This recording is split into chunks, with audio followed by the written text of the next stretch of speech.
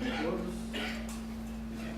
Nós estamos dando início à Escola de Altos Estudos, de ILEA, Instituto da Universidade da URGS, uma programação conjunta com pós-graduação em Sociologia da URGS, pós-graduação em Sociologia da UNB, pós-graduação em Sociologia da Universidade Federal do Ceará, e nós estamos...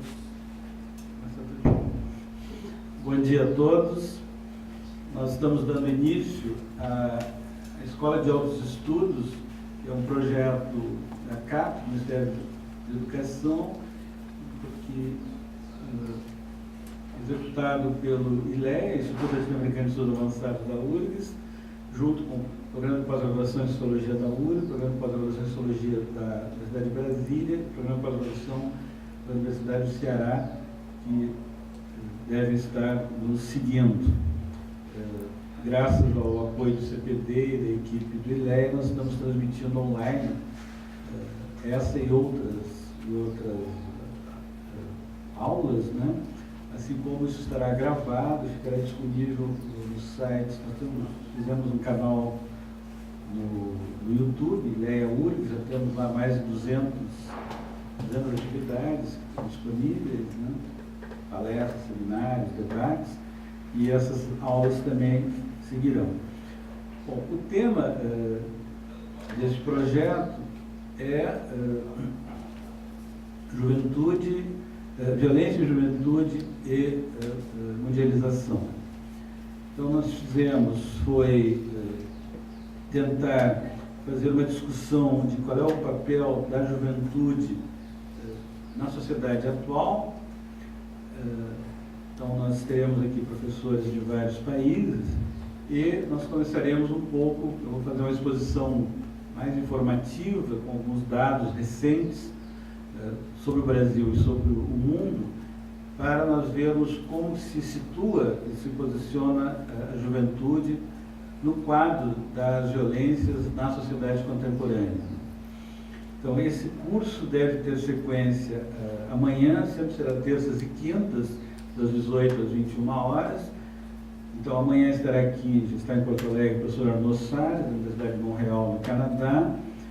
Todas as palestras terão tradução consecutiva e PowerPoint em português, né?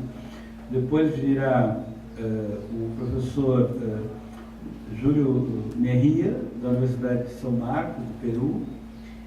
Depois o professor José Manuel Rodrigues Vitoriano, da Universidade de Valência, da Espanha. Depois o professor Alfredo Pena Vega, da Escola de Altos Estudos e Ciências Sociais da França, da nacionalidade chilena. Todos esses vão falar em espanhol. E, finalmente, ainda o professor Luciano Concheiro, da Universidade Nacional Autônoma Metropolitana do México. E, finalmente, a professora Li Chunling, que é da Academia Chinesa de Ciências Sociais. Então, nós teremos aqui 6 professores de 6 países, né, de 4 continentes, assim, América do Sul, América do Norte, Europa e China. Eu acho que isso é uma oportunidade interessante para nós termos uma visão global, né, e até para entendermos melhor os processos que ocorrem no Brasil, percebendo que o Brasil não está fora desse plano mundial, mas que evidentemente tem especificidades, e isso será a ideia de todo o seminário. Nós contamos então, e agradecer a presença da Escola de Desenvolvimento da URGS, né? Então, estão aqui vários servidores, administrativos e professores, estudantes. Então, eu vou dar uma visão geral do objetivo do seminário. Quer dizer, nosso objetivo seria discutir como é ser jovem no mundo contemporâneo, né? Evidentemente que nós temos uma experiência recente no Brasil, se lembrarem dos protestos que houve no ano passado. Até fizemos aqui uma discussão e depois publicamos um livro chamado Protestos da Análise das Ciências Sociais. 10 professores, 12 escreveram, porque aquilo foi, no caso brasileiro, um dos maiores fenômenos mais interessantes, né? Até motivado um pouco pela violência policial. Nós chegamos a ter 1 milhão de jovens nas ruas, em várias capitais. digitais. Outro dia até fizemos um debate no sábado na Feira do Livro. Então, eu lembro uma jovem de Santa Rosa, mostrou que lá também houve mobilização, é algo muito semelhante em termos de mobilidade urbana, de melhoria de condições de tráfego, questão dos salários, questão do chamado passe livre, né? Que é um movimento interessante. Nós vamos ver isso num quadro maior, porque esses processos e esses movimentos que aconteceram no Brasil, eles vêm se repetindo, né? No período mais recente, talvez a gente possa lembrar que na França, nos anos 2005, houve uma manifestação nas periferias de Paris, que muito habitadas por populações de segunda ou terceira geração, mas de origem muçulmana ou africana, são franceses, na realidade, né? Mas, se lembrarmos, aconteceram assim, 2 jovens fugindo da polícia por alguma situação, foram buscar refúgio, infelizmente, num lugar que era uma estação elétrica. E lá morreram eletrocutados. Bom, esse fato foi uma centelha. De repente, ter uma ideia, chegou um momento que em Paris tinha 10 mil carros sendo queimados na periferia de Paris. Imagina isso em Porto Alegre. Nunca tivemos isso no Brasil, em cidade nenhuma. Tivemos algumas queimas de ônibus no Rio, talvez em São Paulo, Porto Alegre me denunciou. Mas 10 mil carros é algo bastante impressionante. E, na realidade, o que os autores tentaram explicar é que eram jovens que queriam participar da sociedade francesa, que estavam se sentindo excluídos, seja porque as condições de acesso à educação eram precárias, a questão também do transporte, tudo, mesmo na sociedade que ainda tem um estado de bem-estar social. Logo depois, se nós lembrarmos, isso aconteceu também na Espanha, aquele movimento chamado Os Indignados, que vai ser objeto da análise secretariada do professor Manuel, aqui de Valência. Bom, de repente, jovens começam a ocupar as praças principais, né, seja de Madrid, Barcelona, das grandes cidades espanholas, e fazendo uma crítica, tal como no Brasil, a todo o sistema político. A todos os partidos políticos, na realidade, foram criticados pelos jovens espanhóis e também pelos jovens brasileiros. E lá chegou a durar meses, até que, afinal, eles passaram a protagonizar um movimento político chamado Podemos, que hoje já ganhou umas eleições, agora nas novas eleições está crescendo a sua repercussão na sociedade espanhola. Uma sociedade aí realmente que sofreu a grande crise econômica de 2008, afetou enormemente a Europa, inclusive no plano social. Então, por exemplo, para tomar um indicador, nós temos na Espanha uma taxa média de desemprego de 5%, no Brasil está média de 5,5%. Na faixa dos jovens, até 30 anos, isso pode chegar a 50%, 45%. Temos vários alunos aqui e eles nos dizem, olha, tem um aluno, por exemplo, de doutorado, e diz, toda a minha geração deles está fora desse plano. Depois aconteceu o movimento de jovens também em Portugal, né, no mesmo sentido, de cobrando melhoras e criticando o desmantelamento do Estado Social, ou a quebra de salários, de direitos sociais. Nos Estados Unidos houve um processo semelhante, chamado Ocupemos Wall Street, né, Occupy Wall Street, que foi muito ocupar uma praça ali na zona sul de Manhattan e fazer toda uma crítica à hegemonia do capital financeiro na sociedade americana e também buscando melhores condições para os jovens, né? Nos Estados Unidos, como tem um estado muito liberal, por exemplo, cada vez mais os jovens têm que pagar pelo ensino superior. E quantias que podem chegar a números bastante elevados, e hoje há uma crise do endividamento desses jovens que, na projeção dos empregos que eles poderão obter, eles não conseguem pagar esses empréstimos, né? Vimos também na China, todas as peculiaridades da sociedade chinesa, a professora Xanlin vai nos expor aqui, mas houve um enorme, contrariamente ao Brasil, houve nos últimos 15 anos um enorme aumento da desigualdade social. O Brasil, vou mostrar, baixou o índice, aqueles índices de Gini, que é o índice que mede a distribuição da riqueza, né? Baixou de 5,8 para 4,7, então um índice muito, muito condensado. Isso representa muito de transferência de renda. Na China, há 15 anos atrás, esse índice devia estar por volta de 2,5 e hoje está por volta de 5. Então, realmente, as curvas são opostas, né?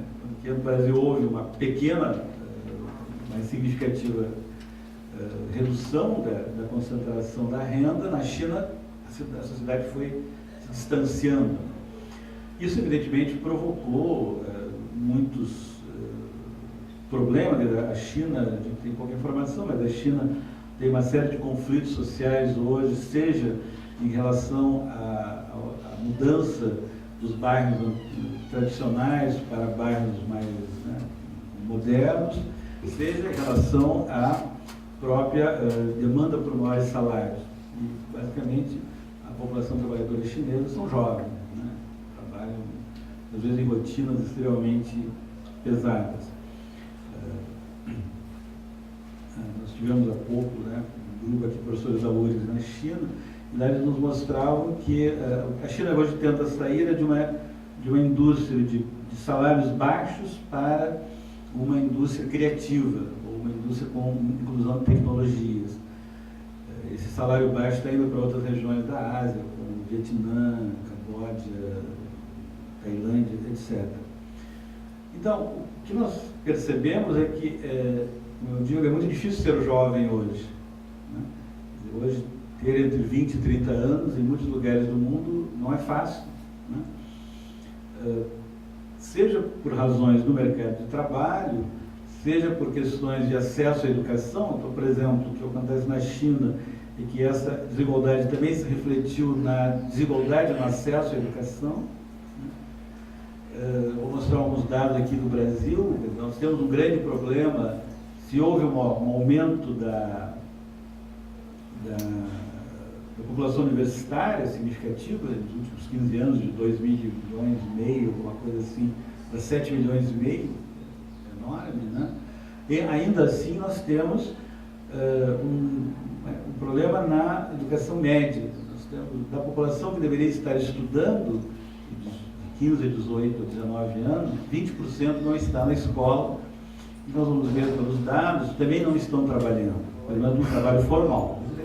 Podem trabalhar, é chamada geração nem. Na China, no certo, lá eles chamam a geração dos formigas, não sei bem por que o termo, mas em vários países do mundo está acontecendo isso. Então, curiosamente, contrariamente a um período anterior do mundo, o ser jovem hoje é muito difícil. Eu tenho um amigo, um sociólogo português, o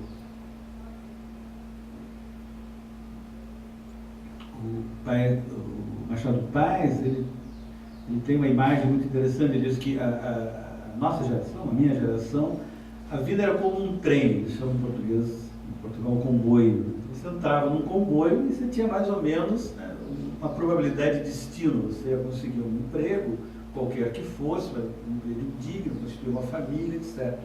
Ele vai dizer que hoje os jovens vivem em labirintos. E dá a imagem assim, como se fosse um cruzamento numa estrada com várias vias, só que nós não temos mais as setas indicando as distâncias, né? Então, às vezes, você entra num caminho, esse caminho volta, ou seja, você tem um emprego, esse emprego é precário, etc. Então, eles chamam os jovens hoje vivendo em labirintos, né?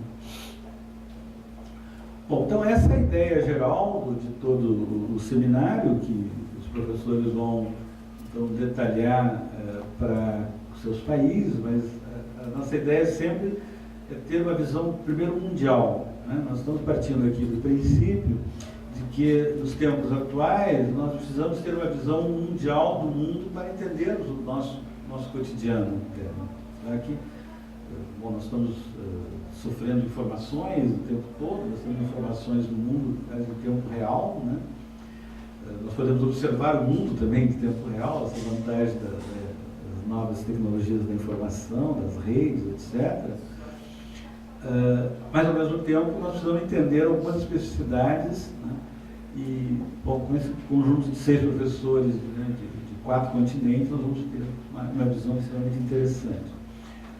O que eu vou fazer hoje é um pouco dar alguns dados muito gerais. Eu vou utilizar um material da ONU, uma oficina da ONU, algum material do IBGE e também material do Ministério da Saúde, mais para situar a questão do jovem hoje, né?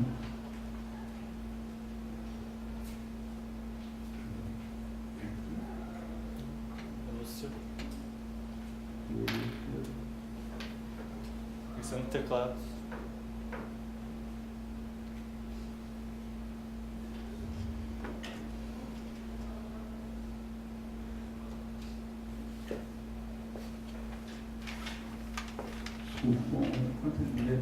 Então, o que nós vamos trabalhar primeiro é, né, essa relação entre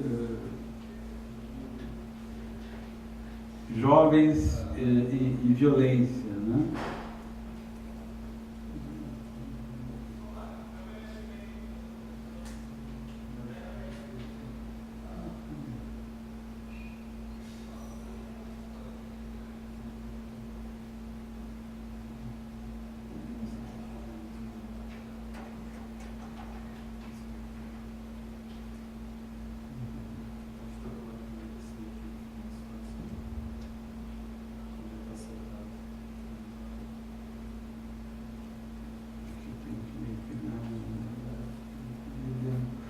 Bom, eu começando e depois nós vemos.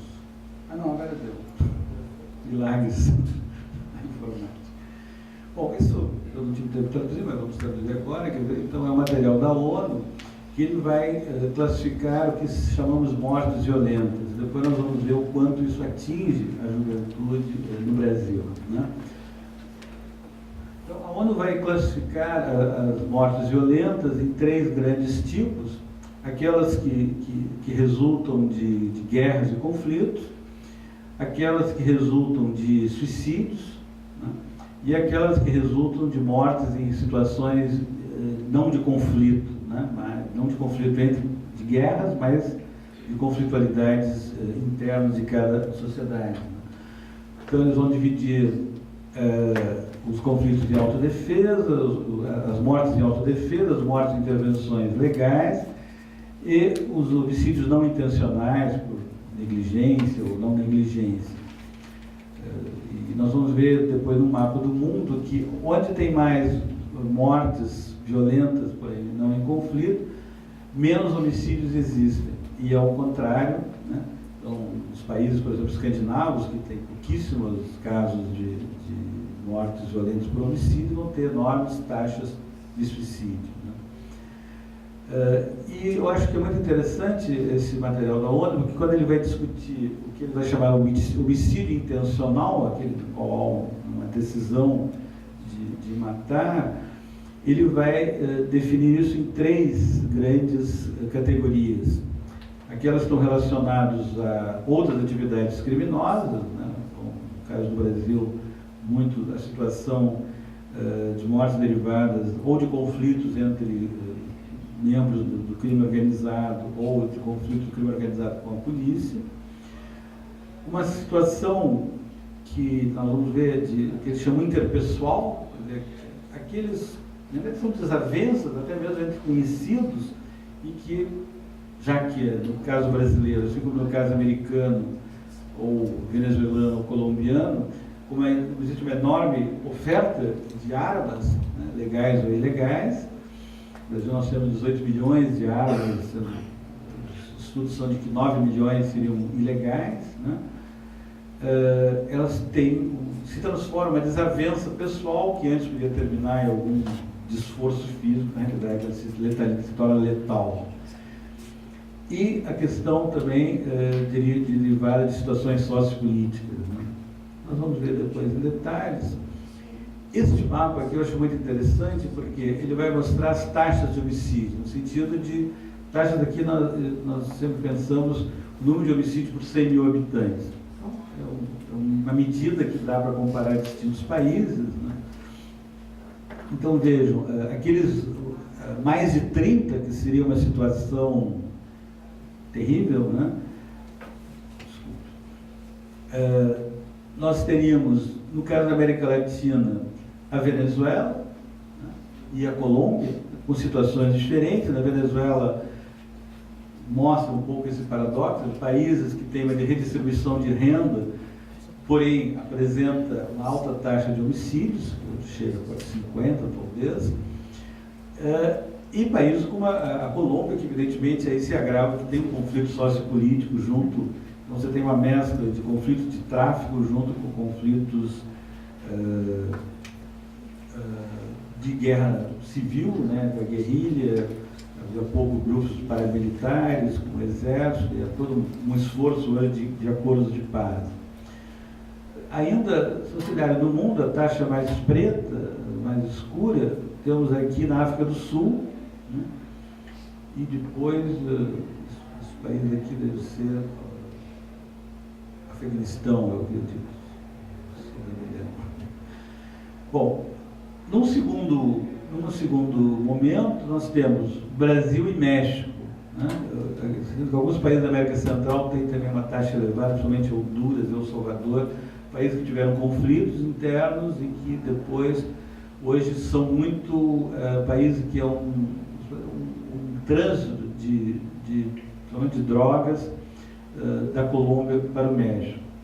E o caso mexicano, talvez seja um dos mais dramáticos, deve estar vendo nos jornais, há pouco desapareceram 43 jovens, né, numa pequena cidade.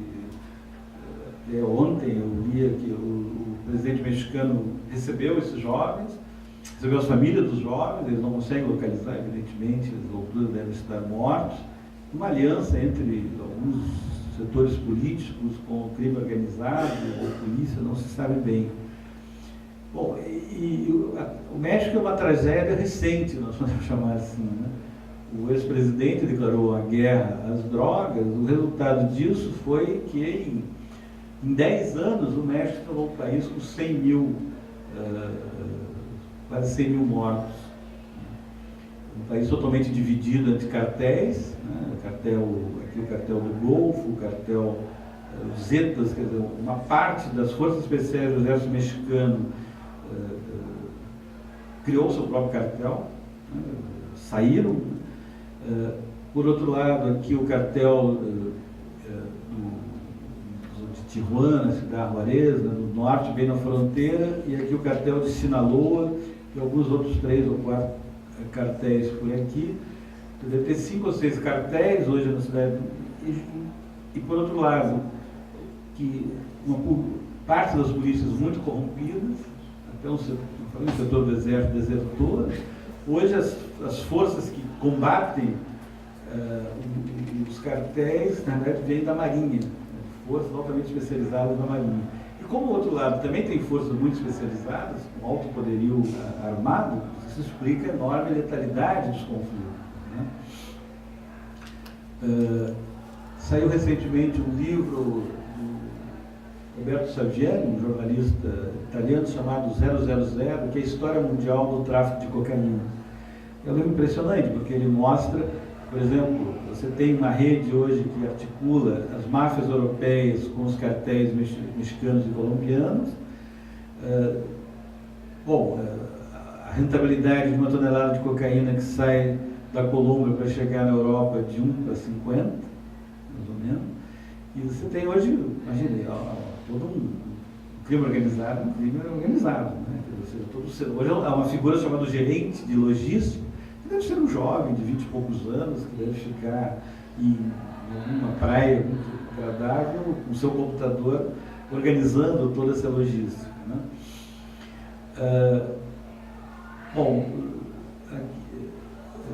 Essa marcha aqui, acho que é Islândia, deve ser um programa também de estatística, não é um país tão grande, mas eu acho o caso do continente africano que é muito significativo, né?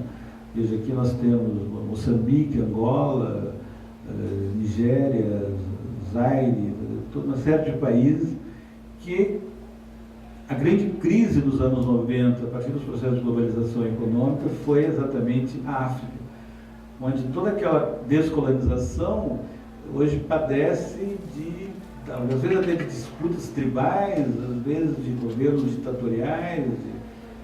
Outro dia tivemos aqui uma discussão sobre Guiné-Bissau, né?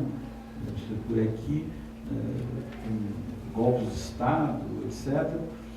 Então, uma situação, talvez vocês tenham visto um filme com aquele ator muito simpático, Nicolas Cage, O Senhor das Armas, que eu acho que é um dos melhores filmes que mostra um pouco essa situação, né?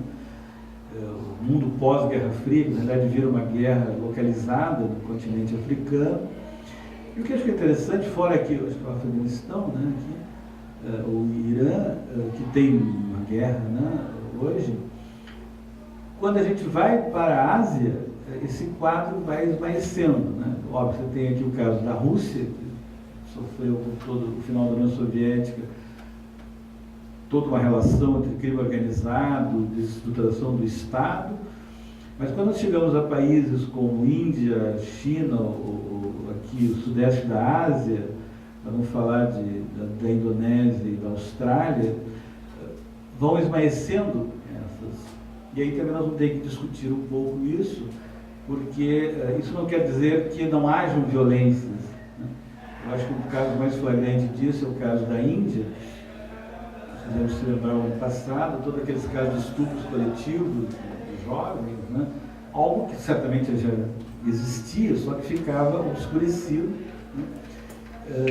E, bom, de repente o governo indiano teve que reagir a isso, ou seja, que aqui do ponto de vista teórico nós queremos dizer que nós não estamos falando apenas de crimes violentos, mas de violências que nem sempre ainda são consideradas crimes, né?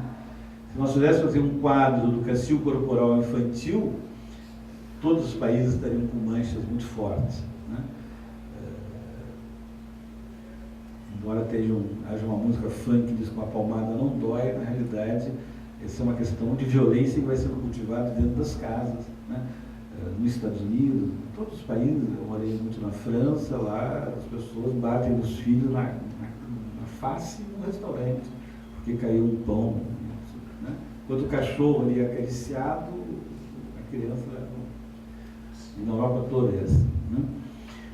Então, mas isso aqui mostra que nós temos um problema de crime violento, homicídio, mas nós vamos ao longo do curso tentar ver, há uma série de outras violências, né? Seja o castigo corporal feminino. Nós, se tivéssemos, eu não consegui ainda, um mapa sobre estupros, né? Nós teríamos muito claramente aqui zonas muito sombreadas, né? No caso brasileiro, para avançar, nós temos 56 mortes por homicídios, o último dado é 2012, 54 mil estupros, evidentemente é subnotificado, né? E 50 mil mortes no trânsito. Também é algo, no Rio de Janeiro e São Paulo, onde já houve uma redução das taxas de homicídio, a morte do trânsito segue. Tal como nos países, nos Estados Unidos e na Europa também, você tem baixas taxas de homicídio e elevadíssimas taxas de mortes no trânsito. Então é uma violência cotidiana. Quando a gente faz esses cursos aí de reciclagem para renovar a carteira, a gente tem vontade de vender o carro ao número de vídeos, né, ou estatísticas de mortes no trânsito, etc.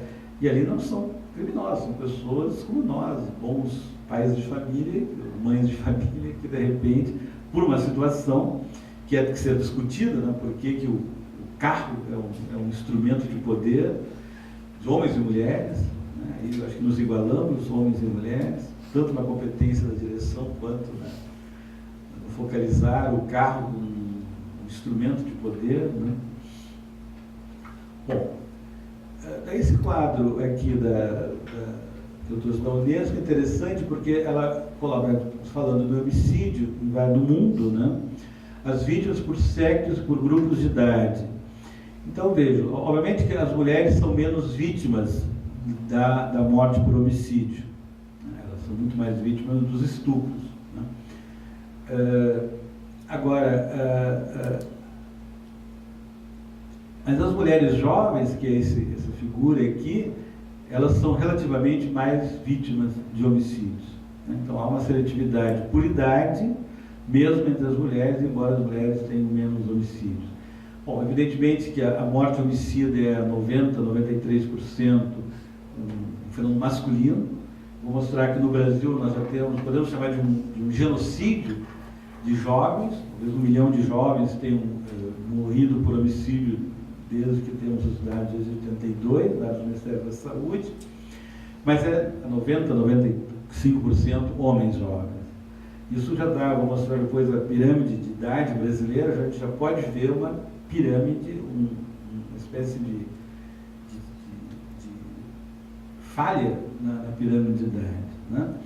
Mas esse quadro aqui é mundial, então nós vamos ver que os homens vítimas de homicídio entre 15 e 29 anos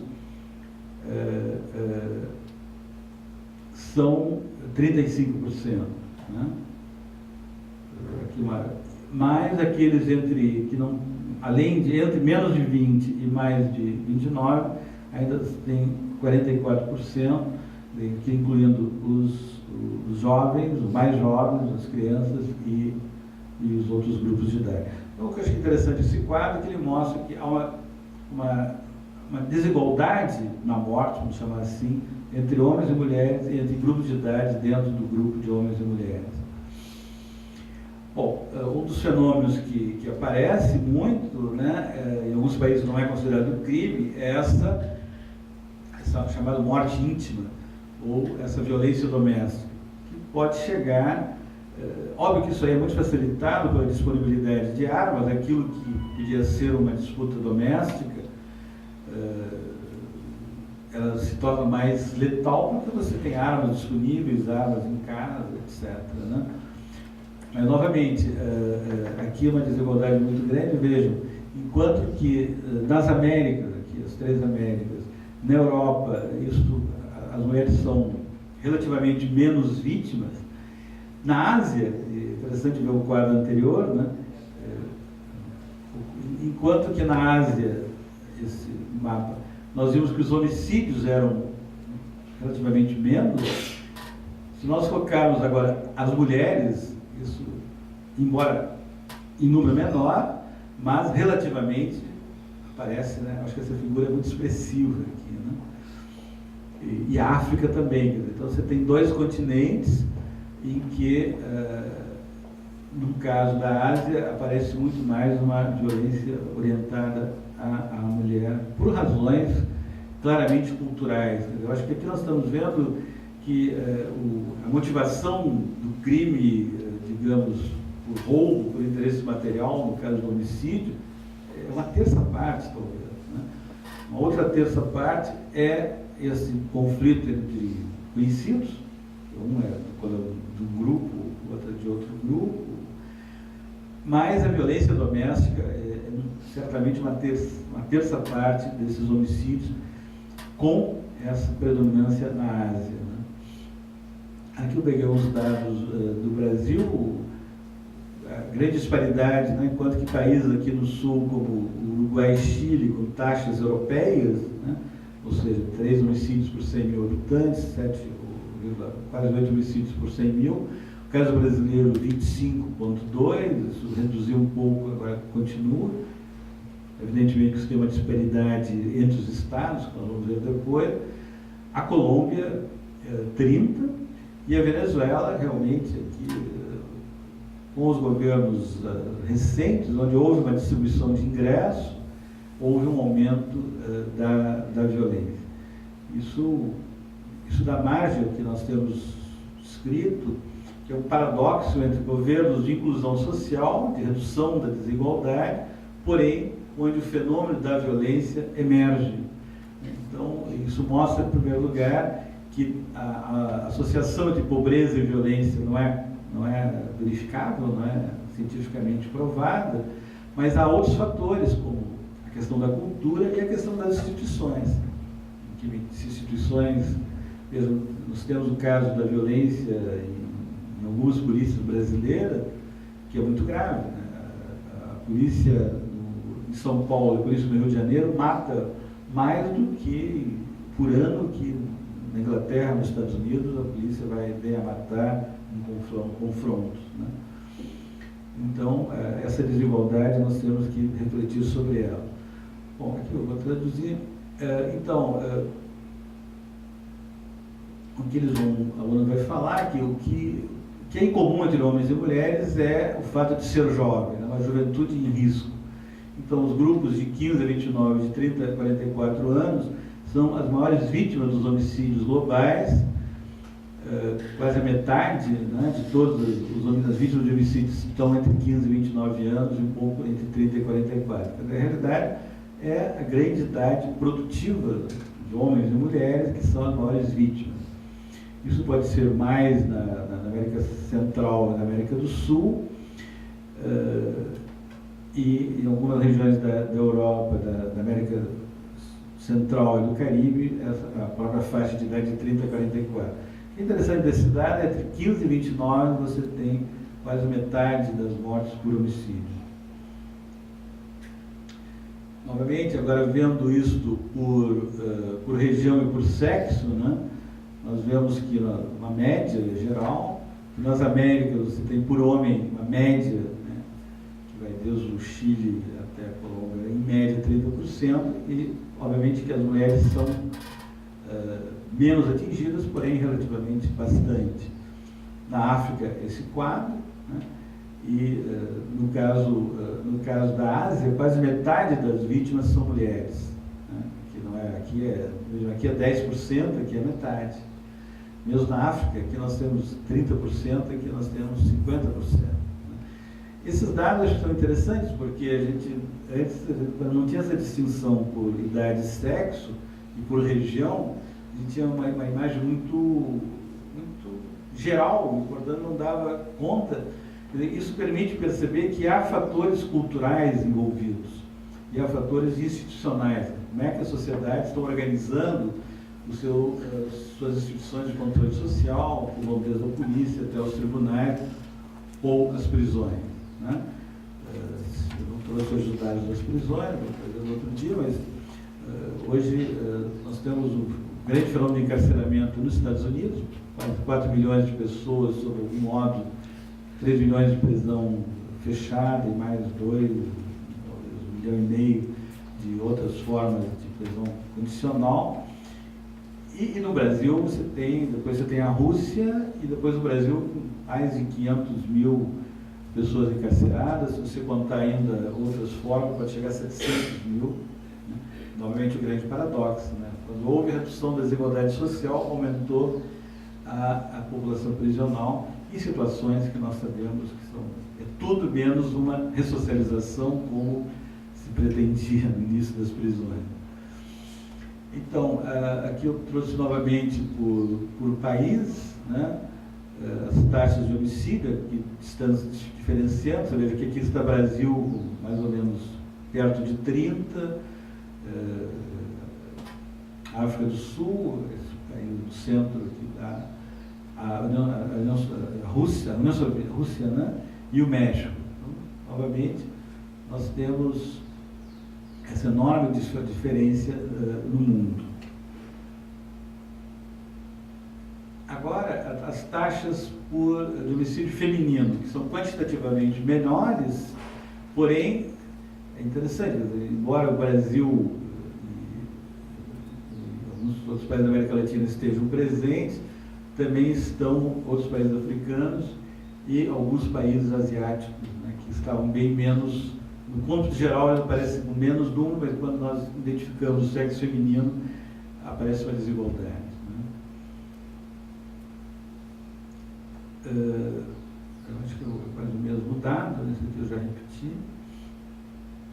Bom, algo aqui que é interessante é que em alguns países, Chile, Colômbia, México, Estados Unidos e a Venezuela, nós tivemos, pegar primeiro o caso dos Estados Unidos, né, uma redução dos homicídios, quer dizer, um pequeno aumento nos últimos 10 anos do século passado e nos últimos 10 anos aqui uma redução e também no Chile, né, essa redução é mais ou menos permanente.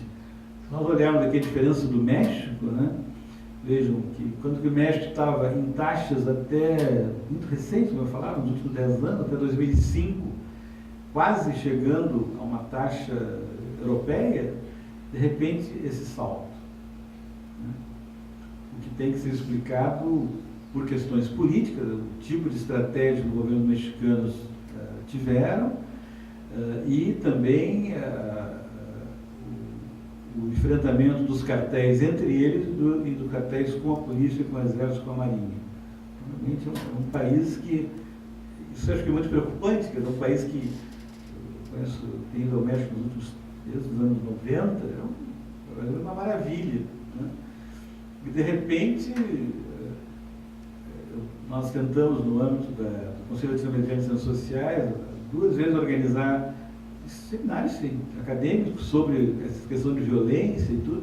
Foi uma dificuldade. Os próprios acadêmicos mexicanos têm receio, temor de enfrentar essa questão. Enquanto que países como o Brasil e Colômbia, nós temos um intelectual, a universidade reagiu a isso. No Brasil, a última conta que eu vi, tem quase 25 mil teses de mestrado e doutorado sobre esse tema, violência, crimes, homicídios, etc., né? Todo esse conjunto. No México você não tem isso. Exatamente porque as pessoas se sentem atemorizadas, né? Na Colômbia agora tem mais, já foi pior.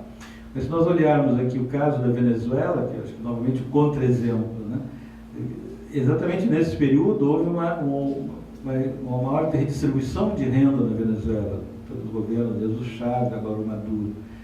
E, contraditoriamente, houve esse aumento da violência. Então, isso, por um lado, nos mostra que aquela equação pobreza e violência não se verifica, mas, por outro lado, mostra que não basta reduzir a pobreza ou redistribuir o ingresso, que é preciso uma série de outras medidas no plano institucional e no ponto de vista da cultura, né?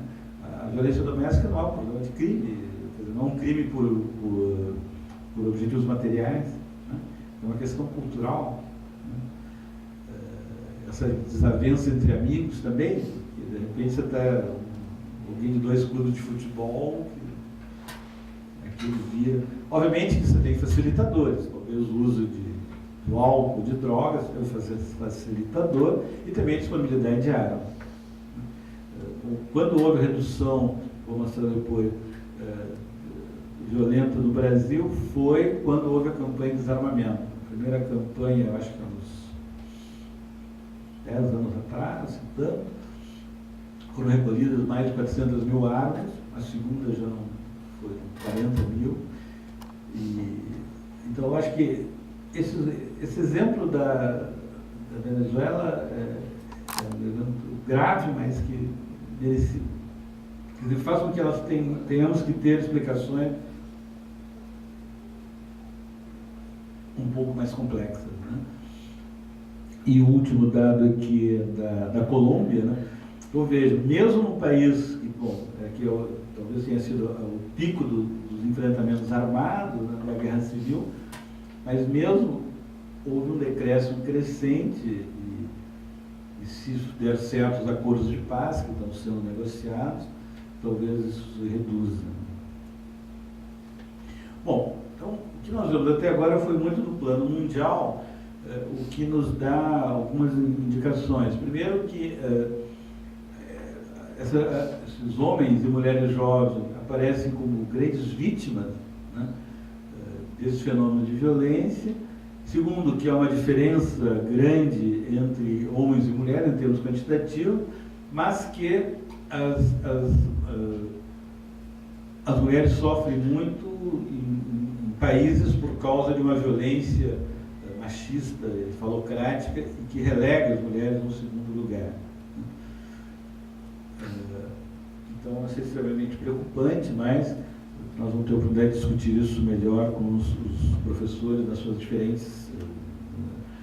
Por exemplo, países da Europa, da Espanha, todo o processo de redemocratização, e antes da crise econômica, de 2008, a Espanha era um país com muita riqueza e onde emergiu a violência doméstica muito grande.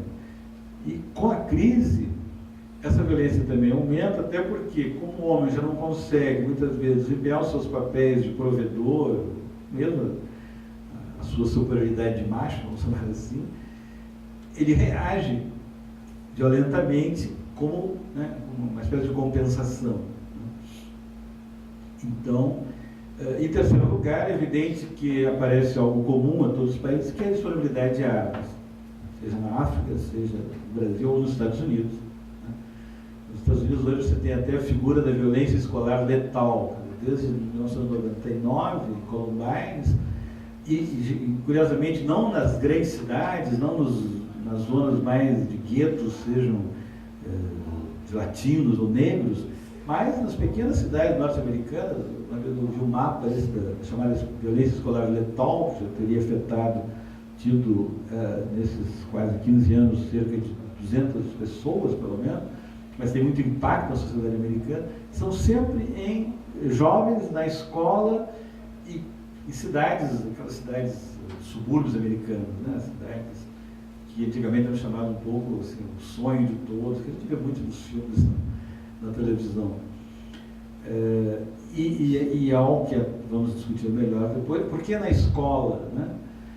Parece que a escola, ao mesmo tempo que ela propicia para o jovem uma oportunidade, afinal, onde ele vai desenvolver o seu conhecimento, vai desenvolver o seu imaginário, né? Vai ter uma relação, vai se preparar para a vida, exatamente ali que as pessoas, por razões pessoais, razões, né, da sua formação, vão querer, como quisesse, atacar a escola, talvez por ser exatamente o grande lugar hoje onde se você faz a educação, pelos valores e tudo. A família, as primeiras transformações da família, principalmente no Brasil, nós vamos ver, ela perde muito esse papel de dar lições. Talvez na primeira idade ainda assim, mas aí, né? Mas é a escola hoje que assume o papel de socialização, você vê que as crianças geralmente gostam muito da escola, jovens. Só que, às vezes, principalmente nessa faixa da adolescência, essa escola parece não responder mais às expectativas dos jovens. Então, é no caso americano, em alguns casos brasileiros, é significativo porque é na escola que vai isso acontecer.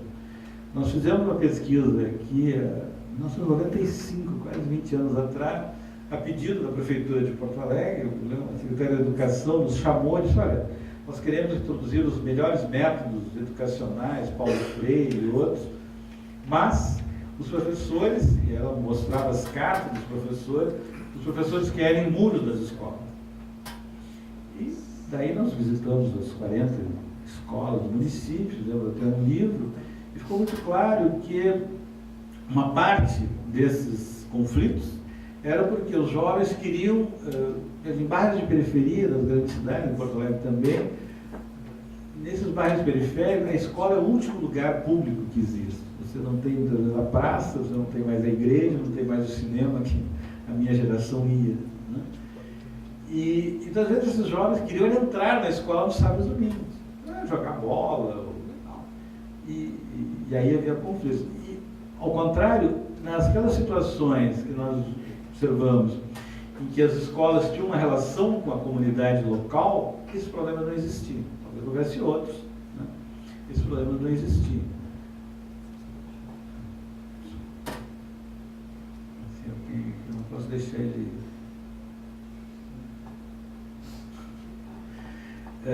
outro dia eu estava numa discussão no Ministério Público Federal, em Brasília, sobre isso.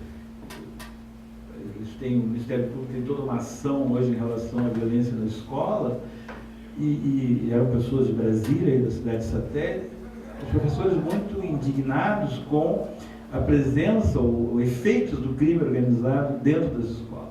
Né? Então, ou seja, havia uma espécie de dupla lealdade nos alunos. Olha, se você não me der nota boa, eu chamo meu tio, você sabe quem é meu tio. Né? Isso ocorre nas grandes cidades, pode ocorrer. Isso é um problema exatamente dessa presença do crime organizado em algumas sociedades e que tem efeitos na escola. Bom, então agora, focalizando o caso do Brasil, pegando os dados mais recentes que eu consegui, do IBGE, entre 2012, primeiro essa pirâmide de idade, né? Obviamente, nós vemos aqui, essa parte mais clara é 2002, e a parte mais escura é 2012. Então veja, houve uma expressiva redução dos grupos, houve uma redução da natalidade no Brasil, hoje nós estamos numa espécie de autocontrole, né? A taxa de fecundidade de filhos por mulher deve estar por volta de 1,7, 1,8, né? Mas, se vocês olharem aqui, esse grupo entre 15 e 19 anos e 20 e 24, principalmente, eu vejo que aqui há uma falha, né? Do grupo talvez de 15 a 29, ele recuou, principalmente no grupo de 20 a 24 e de 15 a 19, expressivamente. E os autores mostram, isso nós vamos ver depois, isso seria um efeito das mortes violentas. Não houve nenhuma epidemia que atingiu esses jovens, não houve nenhum caso. Então, os demógrafos estão pedindo aos sociólogos explicações de por que essa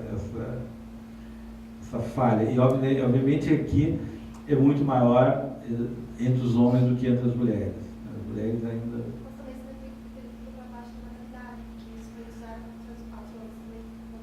houve também, mas isso afeta mais aqui, né? Porque a queda nas mulheres não é tão expressiva quanto a queda nos homens, né? E, obviamente, aqui essa faixa também mostra um aumento das faixas de maior idade a partir de 60 anos, né? Aqui, né? Vejam que a partir dos 50, quer dizer, há um progressivo envelhecimento da sociedade brasileira, a partir de 60. Isso traz uma outra série de problemas. Do ponto de vista aqui da violência, esses homens e mulheres de mais de 60 anos são as maiores vítimas de violência doméstica e de violência no trânsito. São muito menores da violência criminal, digamos assim, mas ainda há uma sociedade que ainda tem um desprezo por nós idosos, né, mais de 60 anos, e um desprezo pelas suas crianças. Né? Então, os dados são bastante expressivos. Então, aqui, quer dizer, as causas externas foram a principal causa de morte da população com menos de 30 anos. 18% causas externas aqui seriam homicídios, suicídios e lesões graves. Né? Então, 18 causas externas contra apenas 5% das mulheres. No caso de 0 a 20 anos, isso é impressionante, o indicador sobe para 55% das mortes masculinas. Então, há um problema que aparece na demografia, né? Enquanto que apenas 19%. Né? Ou seja, os jovens do sexo masculino estão bem mais expostos às mortes violentas. Depois nós vamos ver isso também com um componente de cor da pele ou de raça. Né? É o gráfico apenas disso aí, quer dizer, causas externas até 0 a 29 por sexo segundo grupos de idade. Então, no total, né, o total de 12%, o homem sempre quase 4 vezes mais do que as mulheres, e entre 0 e 29 anos, a expressiva, quase 3 vezes as mortes dos homens. Né? Aqui entre 0 e 29 não tem muita diferença. Aqui mostra exatamente, né, 70% no caso de homens de 20 a 29 e 74%. Ou seja, de 10 a 29 anos eu tenho chamado de um genocídio dos homens jovens brasileiros. Depois nós vamos ver, há uma questão de cor, evidentemente. Então, esse dado do mapa da violência, do sociólogo Júlio Jacob, que fez o mestrado aqui na educação da URGS, nós tivemos 1.200.000 vítimas de homicídio nesses últimos 30 anos quase, né? 32 anos, precisamente. Mas também 1 milhão de vítimas de acidentes de transporte. Então, isso que nos diferencia um pouco daqueles que estudam só o crime, nós estamos preocupados com a violência da sociedade, né? E isso aqui é uma questão muito de cultura, como eu falei. Né? Por que nós usamos o carro como uma fonte de poder? Isso aparece no cotidiano, não, rasparam o meu espelhinho, e do raspar o espelhinho se termina uma desavença até uma morte, né? Ou, vejam, todas as questões de uso abusivo de álcool, etc. Houve uma redução depois do novo código, e onde, como no caso de Porto Alegre, aquele programa Balada Segura, isso também houve uma redução. E o mais impressionante no caso do transporte, não tenho aqui o dado, mas é que ele também não é acidental. É o seguinte, ele não aparece em todo o espaço urbano. Se vocês olharem nas estradas, isso se concentra em alguns feriados, né, e alguns pontos das estradas. Quer dizer, há uma questão de engenharia de transportes também. Nós poderíamos ver também a questão veja, o Brasil demorou acho 20 anos para ter equipamentos de autossegurança, ou seja, o cinto, seja os freios ABS, né, em relação à Europa, por exemplo. Agora é que eu acho que entraram obrigatoriamente freios ABS em todos os carros.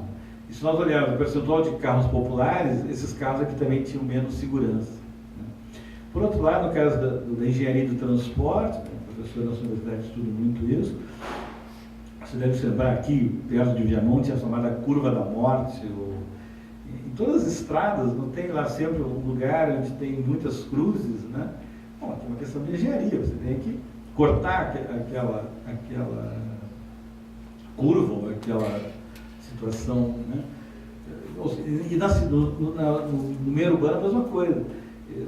Os estatísticos, por exemplo, que o professor Maurício Russo, lá do Ceará, fez um tese de doutorado sobre isso, mostra muito bem, quer dizer, quando a gente tem os dados da cidade, por exemplo, aqui no caso da empresa de trânsito municipal, essas vítimas de transporte se localizam em alguns lugares da cidade e, por hora, geralmente a partir das 6 da tarde e por dias, geralmente é sexta e sábado, né?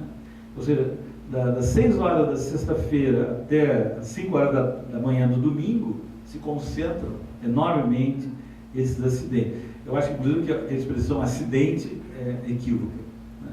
O professor Maurício nos ensina isso. Na realidade, é uma violência do trânsito, né? Porque não é um acidente, né? Os estudos estatísticos mostram uma regularidade nisso daí, né? Bom, houve um caso de suicídio, não vamos trabalhar com esses dados hoje, mas é expressivo. O Rio Grande do Sul tem as taxas maiores de suicídio no caso brasileiro, né, que depois nós vamos estudar. O importante é que nós temos aqui 2,5 milhões de pessoas que foram, ou vidas que foram perdidas por causas de violência, ou de morte violenta. Então isso é algo extremamente preocupante para o conjunto da sociedade. Quando eu brinco com meus amigos policiais, nem tudo é uma questão do chefe de polícia, né? O senso comum, às vezes, não, é preciso ter mais policiais nas ruas. Pode ter, mas uma série de causas que vão da cultura, do certo, da valorização da arma, da valorização do carro como expressão de poder e de arma, ou sendo uma arma, né? Nós vamos ver depois dados mais isso. Então, nesses últimos 10 anos, os homicídios chegaram a 56 mil por ano.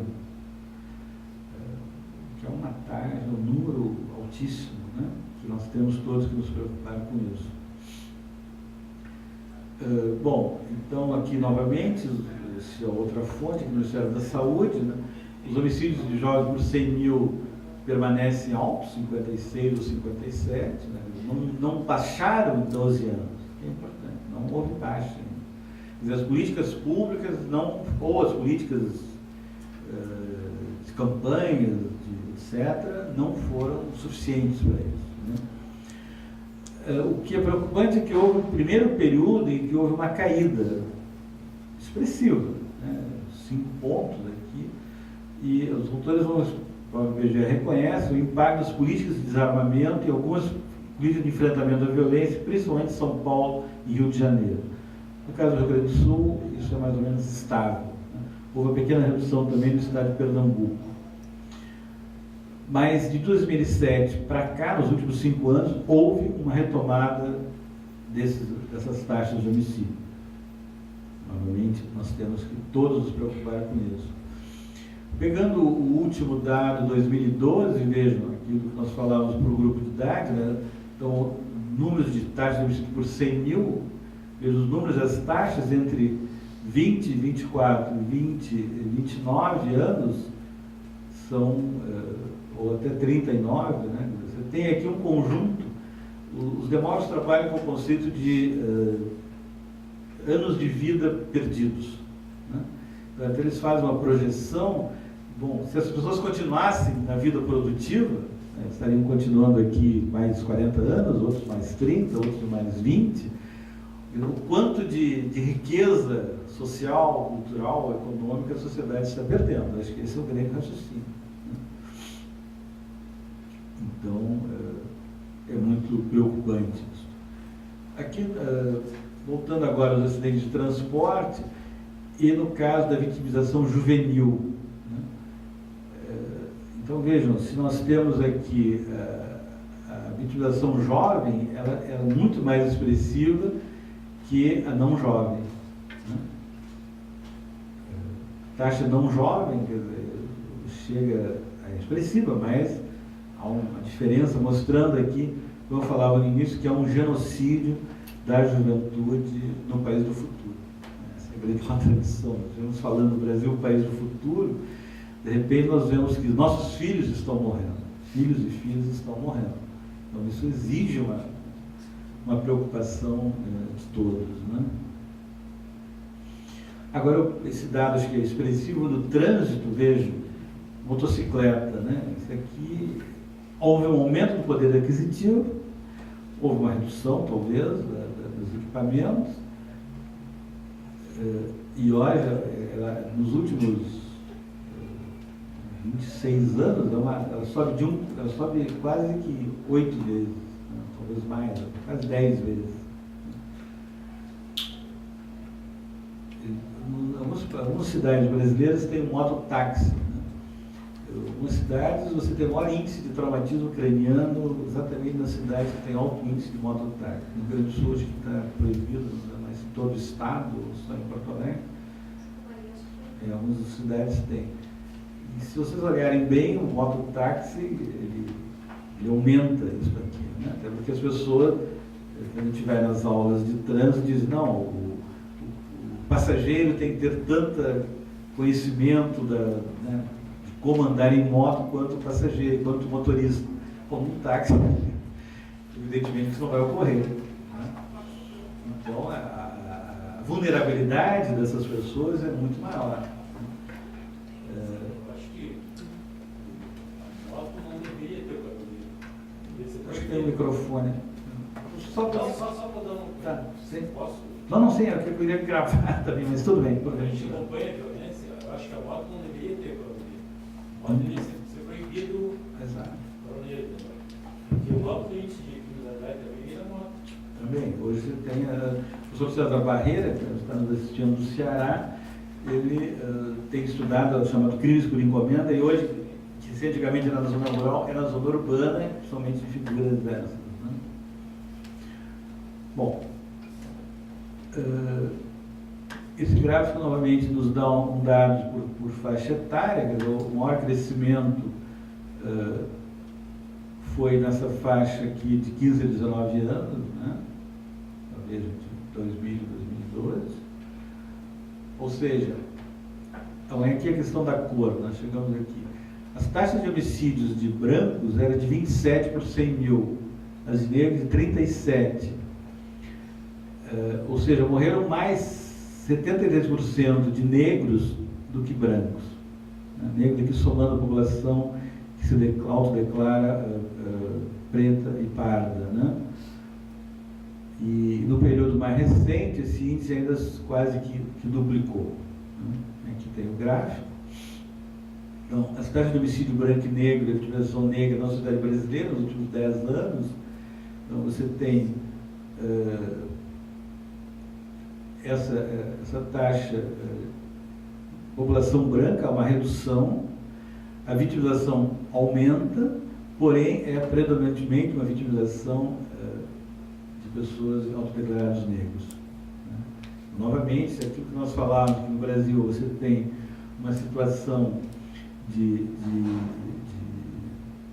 vitimização, de vulnerabilidade de homens jovens, agora temos que acrescentar homens jovens negros, né? Onde que é quase novamente um genocídio. Né? Bom, aqui nós chegamos ao que eu mencionei no anterior, a questão da escola e do grande problema brasileiro que nós temos em relação à escola média. Estava aqui outro dia o professor Olívio Amaral, diretor da CAPES, ele nos mostrava que para que nós consigamos aumentar a educação da população brasileira, mesmo que tenha aumentar de 2,5 para 7,5 milhões de pessoas nos cursos universitários, nós temos ainda um problema na escola média, que ela ainda é insuficiente, tem muita evasão. Então, veja, aqui esses dados vão mostrar que as pessoas entre 15 e 17 anos que não frequentavam a escola e não trabalhavam, aqui o conceito de trabalho é trabalho formal, 50% não tinham ainda nem ensino fundamental completo. Então, você tem uma defasagem escolar. E as pessoas que entre 18 e 24, que já deveriam ter ao menos o ensino médio completo, metade não trabalhavam, que não estudavam, tinha completado esse ensino, enquanto, perdão, menos da metade, ou seja, a maioria não tinha um ensino médio incompleto. Então, se nós conseguimos universalizar, no período dos últimos 20 anos, o ensino fundamental, 8 anos, 94%, 95%, e se aumentamos o ensino superior, o problema está nesse ensino médio. Os dados são muito impressionantes. Quer dizer, as pessoas aí de 20 a 29 anos que não trabalhavam e não estudavam, 55% não tinham o ensino médio completado, o ensino médio incompleto. Né? E somente 9 tinham ensino superior. Né?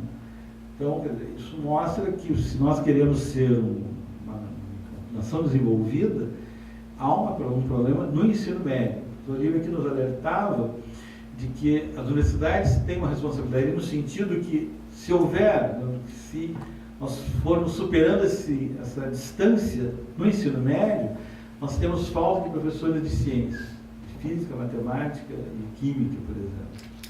Então, isso cabe às universidades formar mais professores, porque, como todos queremos, que se aumentar esse ensino médio, nós vamos precisar de mais professores do ensino médio. E aí um problema das universidades, que foi discutido muito,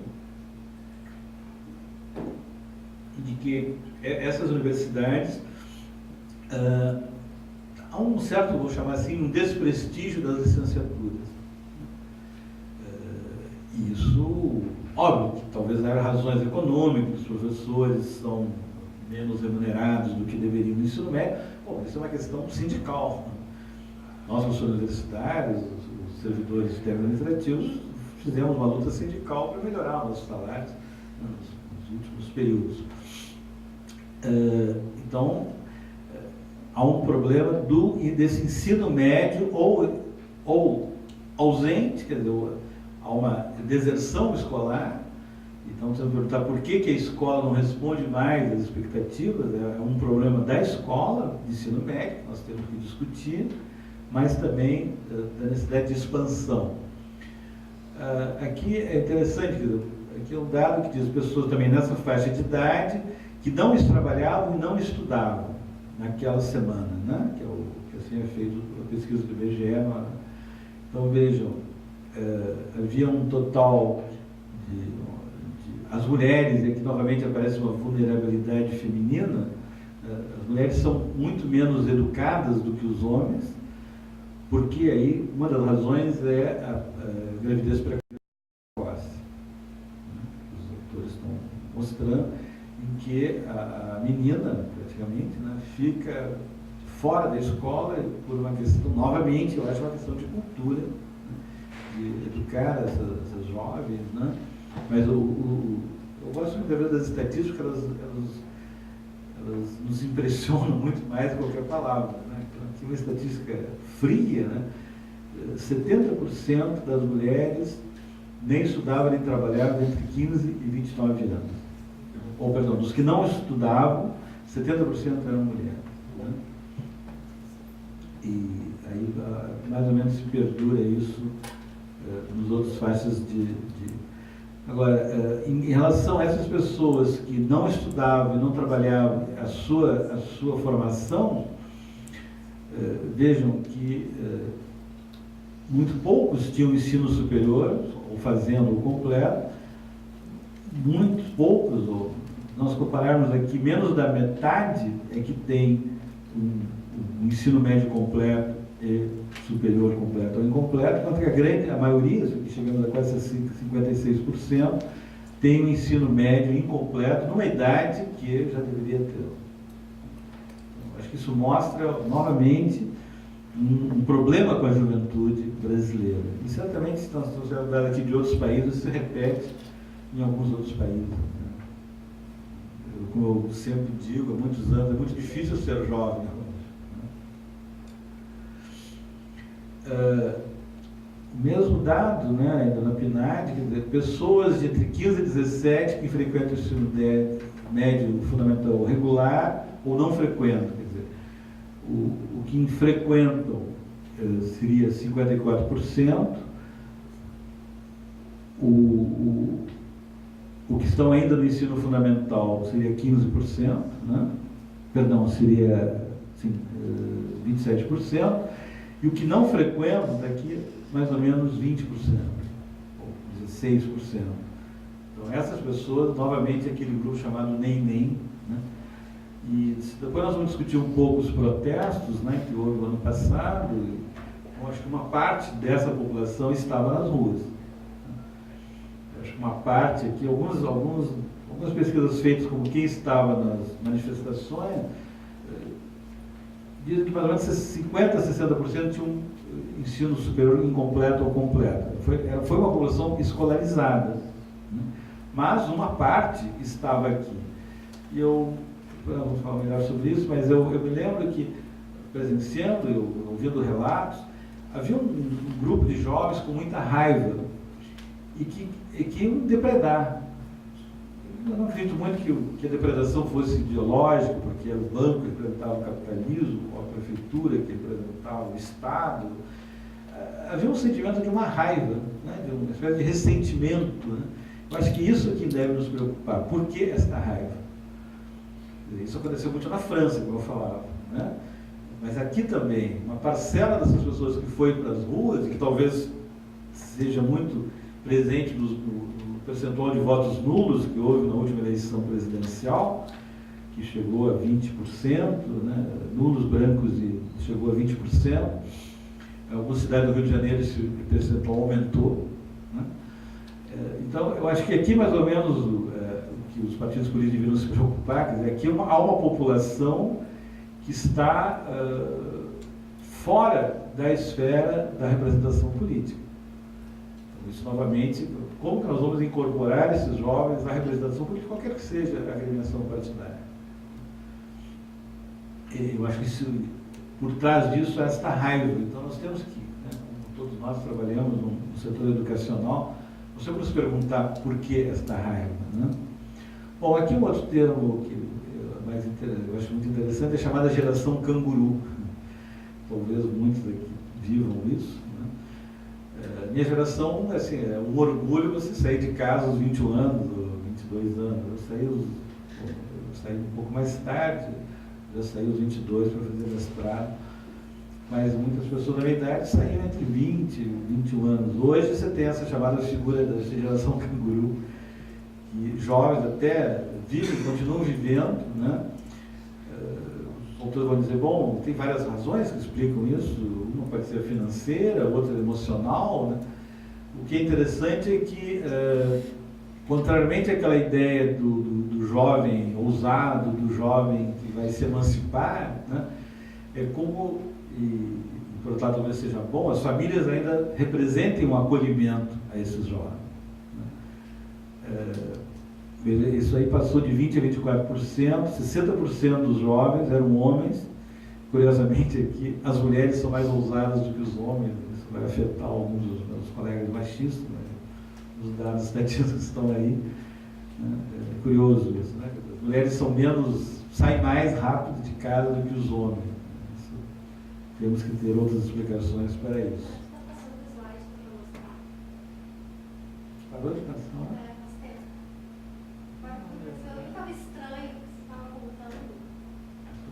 Por que isso?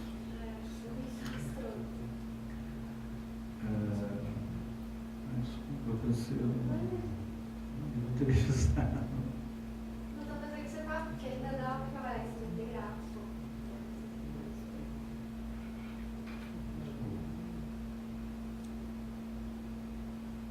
Curioso daqui, passe lá.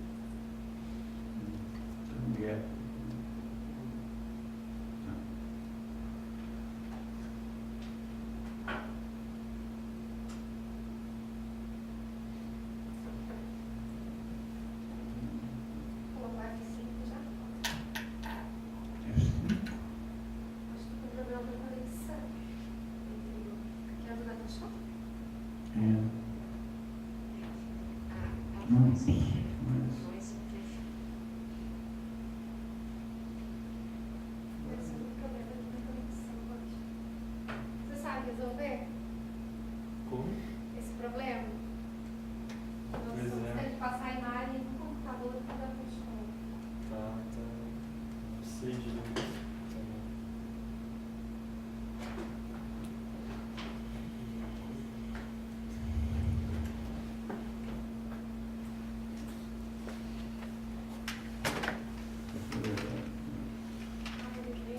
Agora tem. Estéreo da informática.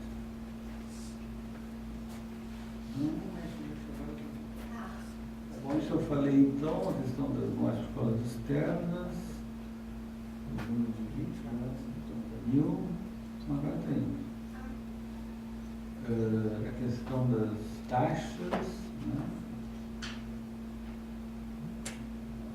O número aquele expressivo entre 20 e 39 anos, né, no ano de 2012.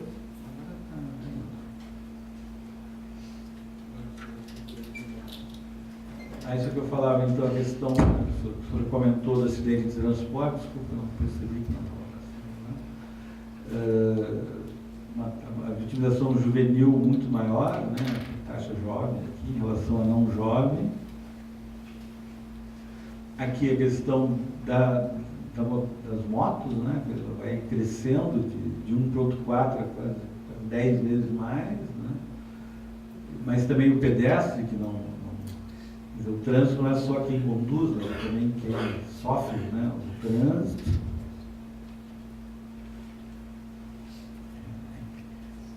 Vamos adiante. A questão então da raça que eu falava, que tem um muito maior percentual de pessoas não declaradas negras que sofrem essas mortes, são vítimas dessas mortes violentas. Aqui, então, aqui essa taxa de homicídio, há uma vitimização maior, mas ela se reduz no contingente de branco, dos 10 anos, e aumenta já era grande, e aumenta no contingente de população autodeclarada negra, aqui, pretos e pardos. Então isso mostra que eu falava, que a morte não é apenas tem idade, mas a morte tem cor e sexo. Homens, jovens, do sexo masculino, com predominância de população negra. Né? Então, o que eu falava, as pessoas entre 15 e 17 anos que não frequentam a escola, né? O gráfico direto, que é mais expressivo, quer dizer, desses 100 mil que 100% não frequentam a escola, a maioria são mulheres, como eu falava, muito vinculado novamente a uma questão cultural seja da gravidez, seja da ausência da mulher nas escolas, e dessa população que não estuda nem trabalha, a maioria tem apenas ou ensino fundamental incompleto, ou completo ou ensino médio incompleto. Então, aqui novamente nós temos um déficit da educação do Brasil, que nos preocupa a todos, e aqui a proporção de pessoas que, primeiro, que frequentam o ensino médio regular, 54%, mas esses que não frequentam, que é essa faixa então de 16%, né, e que eu falava, então seria muito dessa população que uma parte talvez trabalhe, mas a maioria não tem emprego formal.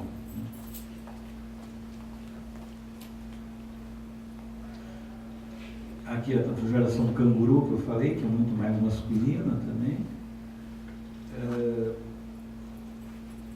Então, aqui a população que frequenta o ensino superior, né, passou expressivamente para 15%, né, em 2012, mas ainda é pouco, né? E certamente se houver aumento no ensino médio, isso vai se refletir no aumento no ensino superior, desde que haja expansão de escola pública ou ofertas de crédito, etc, etc. Bom, agora tá.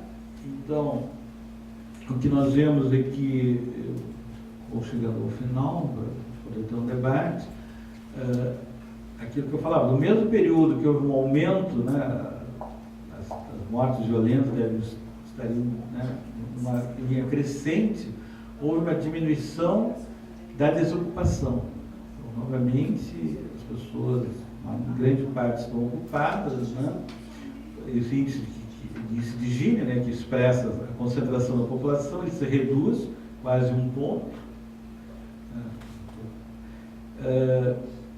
E os jovens de 20 a 24, assim como os idosos mais de 60, são os que mais estão na informalidade, 46% dos jovens. Né? Bom, evidentemente que esses idosos na informalidade, uma parte já são aposentados. Né? E aqui, então, pessoas com 16 anos e mais no setor informal.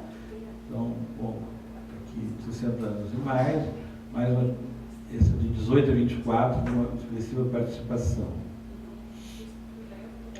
Bom, a questão da escolaridade, isso aqui é interessante, quer dizer, vários estudos mostraram que quanto mais aumenta a escolaridade, a estatística mostra que à medida que aumenta a escolaridade, o rendimento médio da população ocupada aumenta. Se o rendimento médio com até 4 anos era 5%, com mais de 12 anos era 22%. Praticamente ele vai quase 5 vezes mais, havendo uma escolaridade fundamental e média. Então isso mostra que a educação tem sido no Brasil um fator de mobilidade social. Eu acho importante, né? Mas ainda temos muito que fazer, né? Ou seja, o rendimento do grupo mais escolarizado era 4 vezes e meio de menos escolarizado, né? E no gênero, né, a distância do rendimento hora de homens e mulheres aumenta à medida que avança a escolaridade. Ou seja, as pessoas recebiam em média por hora do grupo mais escolaridades 60%, 66%. Já estou concluindo. Aqui, novamente, como houve uma redução da concentração da renda no Brasil, né, essa faixa aqui mais escura é Brasil, com expressiva presença, uma maior redução na região Nordeste, evidentemente maior concentração, e também na região Sul. O quadro mostra que nos últimos quase 8 anos houve uma redistribuição da renda no Brasil. O rendimento das famílias aqui, mas essa renda é desigual, quer dizer, nós dividimos toda a renda pelas quintas partes, né? Em 2012, para pegar o último dado, o último quinto ainda recebe 56% da renda, que é praticamente quase 20 vezes o que recebe o último quinto. Então, é uma sociedade onde houve um aumento da distribuição do ingresso, mas a concentração da renda se mantém.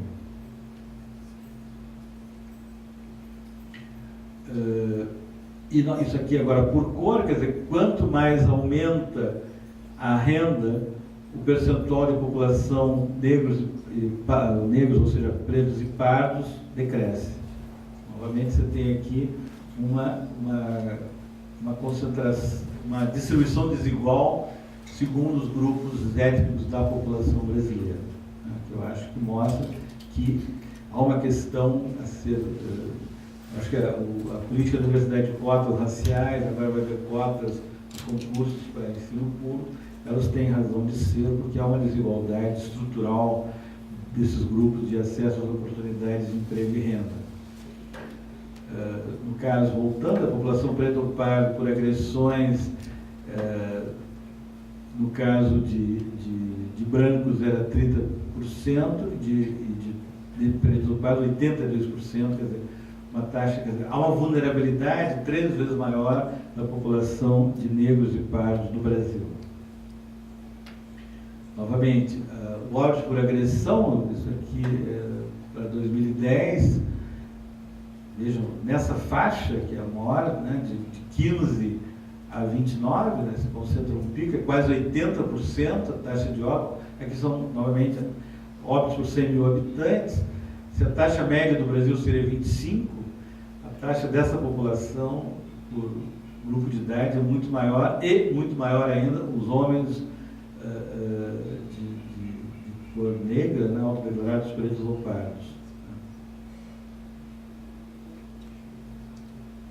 E, finalmente, voltando à visão mais mundial, a tentativa de classificar esses diferentes tipos de homicídio, de mortes violentas, que eu acho que é importante porque eles vão resultar, se nós quisermos fazer uma política de redução, né, ou seja, de construção da paz, elas vão ser diferentes medidas segundo os diferentes tipos, né, não basta uma política só. Então, veja, aqui, os homicídios relativos a outras atividades,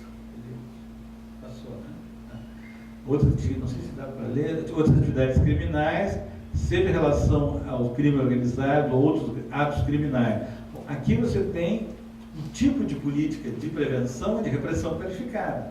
Teria que desestruturar os grupos de crime organizado, não só o gerente que está na rua, mas também todo o circuito financeiro. Nós sabemos que o crime é uma organização e que tem... né, os mais visíveis são os menos importantes, na realidade. Né? Então, aqui é preciso um tipo de política, né, diverso.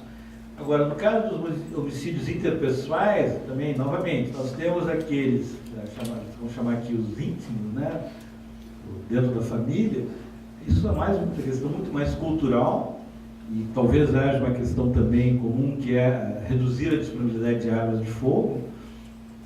Assim como os homicídios interpessoais, eles são outro tipo de política, que eu acho que é muito menos tratado, geralmente, na sociedade, que é, bom, por que eu vou discutir com o meu amigo, por que eu vou matar o meu amigo? Né? Seja no trânsito, nós vimos, seja em outras situações. Novamente, isso é preciso muito mais uma campanha cultural, né? Uma campanha de... vamos nos relacionar bem, etc.